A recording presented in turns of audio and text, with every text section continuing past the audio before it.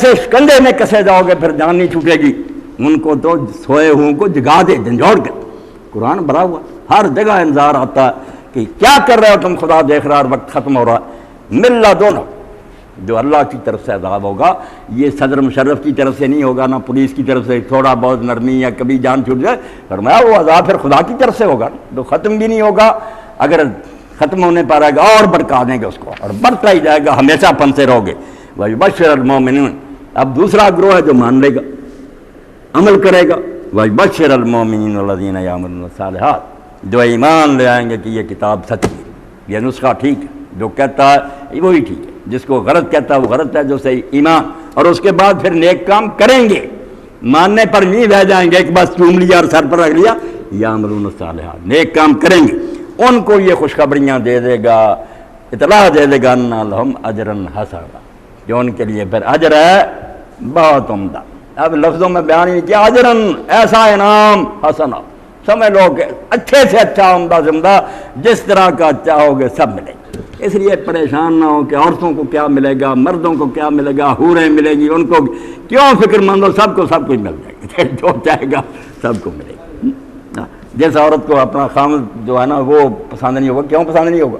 اب اس کا حسن وہاں اتنا بڑھ جائے گا کہ وہ آسمان کے چاند سے بھی زیادہ چمکتا ہوگا، بیوی کو کیا تکلیف ہوگی؟ اور اگر وہ کنواری ہوگی، اللہ جنت کے لوگوں میں سے دے دے گا کہ جو جس کے ساتھ چاہتی ہو شادی کرا۔ اگر وہاں نہیں ہو کوئی اس کو ملے گا پسند، تو مولانا عبداللہ رحمۃ اللہ علیہ حوالے سے لکھتے ہیں کہ اللہ نیا پیدا کر دے گا کہ جیسا چاہتی ہے ڈیمانڈ اللہ بتا دوں۔ اس لیے فرمایا ہر شخص کو اعلیٰ ترین وہاں اجر ملے گا، اور انعام جو ہے طبی ہے نا کہ وہ ہمیشہ رہے۔ اگر بہت اعلیٰ چیز ملے، کسی دن وہاں سے آدمی ریٹائر ہو جائے یا وہ جاتی رہے یا آدمی مر جائے، کیا رہا؟ ماں کسی نہ فی ہے بات۔ دیکھیں قرآن کس طرح کسر پوری کرتا جاتا کہ اس اجر میں یہ ٹکے رہیں گے وہاں ہمیشہ ہمیشہ، وہاں نہ بڑھاپا نہ موت نہ نکالے جائیں گے، وہاں ہی ہمیشہ ڈیرے، زندہ تندرست مزے۔ وَيُنذِرَ الَّذِينَ قَالُوا اتَّخَذَ اللَّهُ وَلَدًا، اور یہاں خاص کر کے فرمایا کہ ان لوگوں کو بھی یہ قرآن اتارا گیا خبردار کر دے جو کہتے ہیں کہ اللہ نے بچے اڈاپٹ کر لیے، بیٹے اس نے بنا لیے ہیں، لڑکیاں ہیں، بیٹے ہیں، نامراد۔ ہم مسلمان سوچ بھی نہیں سکتے کہ دنیا میں ایسے بیوقوف ہیں جو اللہ کی اولاد مانتے ہیں۔ یہ ہندوؤں کے ذہان گنٹ اس کی اولاد ہے، یہ اس کے بچے ہوئے، اس سے آگے یہ دیوتا چلے دیوتیاں، اور عیسائی کہتے ہیں کہ مسیح علیہ السلام اس میں سے نکلا، اس کا پہلا جو ہے نا فرزند اولین وہ ہے، اور اسی طرح یہود کہتے ہیں اور مشرکین مکہ بھی کہتے ہیں یہ فرشتے خدا کی بیٹیاں۔ یہ کیوں کہتے تھے؟ صرف یہ جو نا اولاد کا راضی، یہ بھی ٹھیک ہے کیونکہ اولاد کہنا ہی اللہ کے لیے، جس کو اللہ نے کہا کہ ایسی بات کہتے ہیں جو ان کے مقابرت کرے متن کا تخرج میں نفع، کتنی بری بات ہے جو ان کے منہوں سے نکلتی ہے کہ اللہ کی اولاد۔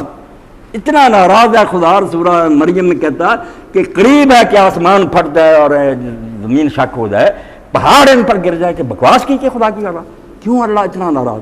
اولاد سے تو ہم خوش ہوتے کہ اولاد ہونی چاہیے، اللہ ناراض ہوتا میرے لیے اولاد کہتے۔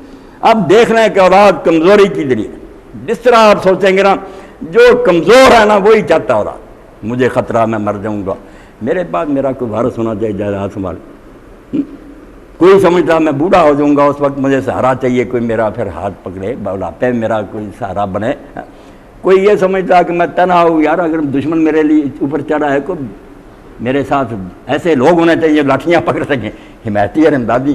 جدھر سے آپ دیکھیں گے نا اولاد کی احتیاج، کوئی مجبوری ہے جس کے لیے، اس لیے اللہ نے جہاں جہاں رد کیا، وہ انٹرنیٹ پر سوال یہودیوں کہتے ہیں قرآن کیا کہتا ہے کہ اس کی اولاد نہیں، وہ غنی، وہ غنی ہے۔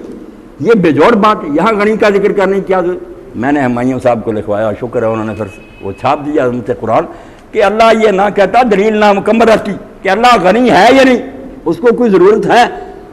ضرورت ہے اولاد کی، جو بھی ثابت کرو گے غنی ہی رہے گا، اور اگر ضرورت نہیں تو اولاد کیوں اس کے سر پر مرتے ہو؟ کیوں اولاد کا ذکر کرتے ہو؟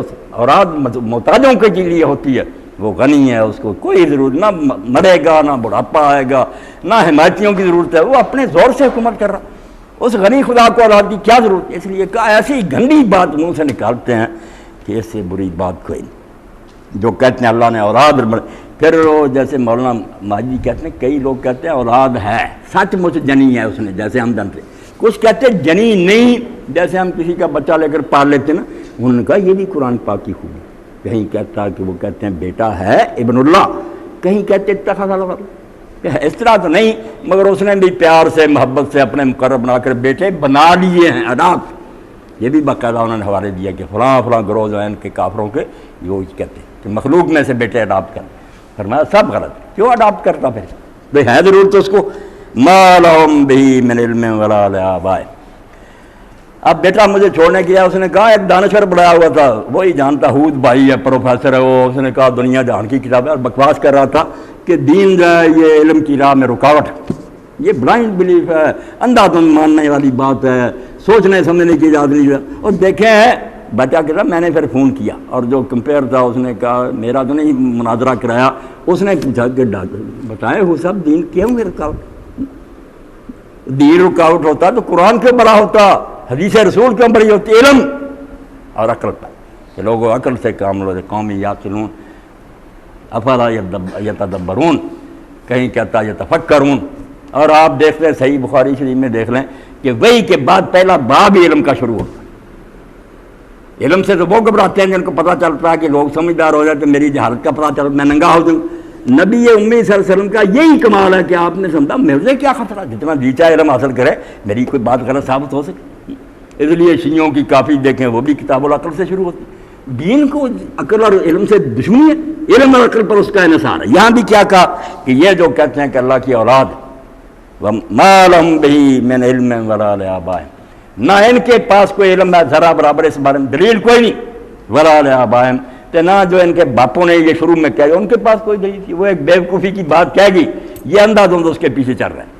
مقرر ہے علم نہیں، اللہ نے علم کا حوالہ دیا کہ علم ہوتا سوچتے تو پہلے بھی سوچتے اور بعد والے بھی اللہ کو اولاد کی کیا ضرورت، کون سی محتاجی ہے جس سے وہ اولادیں جمتا پھرے۔